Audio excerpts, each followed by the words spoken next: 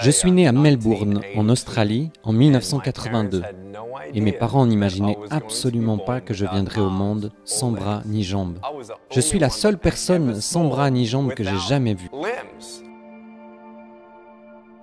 J'ai cru en Jésus-Christ après avoir lutté pendant 7 ans et demandé à Dieu, pourquoi est-ce que je suis né comme ça? Il m'a répondu très clairement par un texte dans l'évangile de Jean au chapitre 9. Alors j'ai donné ma vie à Jésus à l'âge de 15 ans, après avoir lu ce passage où il croise la route d'un aveugle. Et attendez une seconde, c'est vraiment intéressant. Personne ne savait pourquoi il était né comme ça. Je me suis dit, parfait, c'est tout moi. Donc j'ai lu dans l'évangile de Jean, au chapitre 9 et au verset 3, où Jésus dit que c'est arrivé afin que les œuvres de Dieu soient révélées en lui.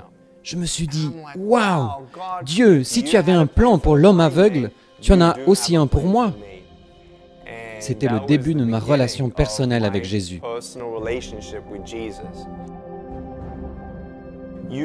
Des groupes de jeunes, des églises ont commencé à me solliciter. Partout, des portes se sont ouvertes pour que je puisse donner mon témoignage. J'ai parlé devant 300 lycéens. Au bout de 3 minutes, la moitié des filles s'étaient mises à pleurer.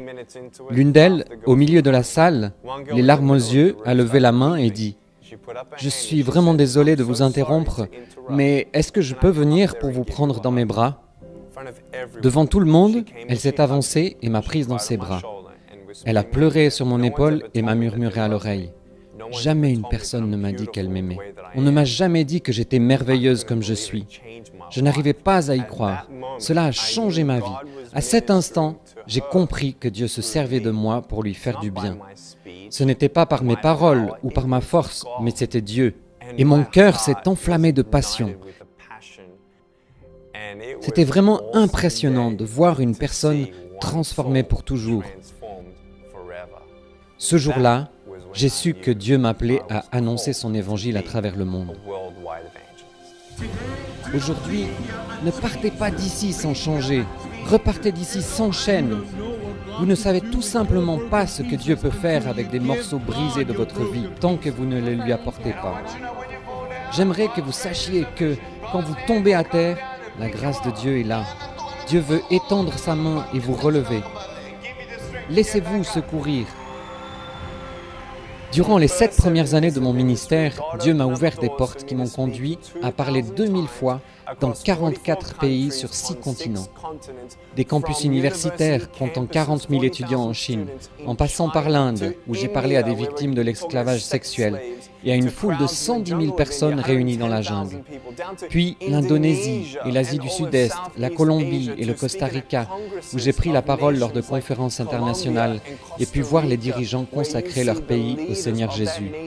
La Corée, où j'ai abordé le thème de la dépression et du suicide devant un public de jeunes, jusqu'en Europe de l'Est et notamment en Serbie, en Slovénie et en Croatie.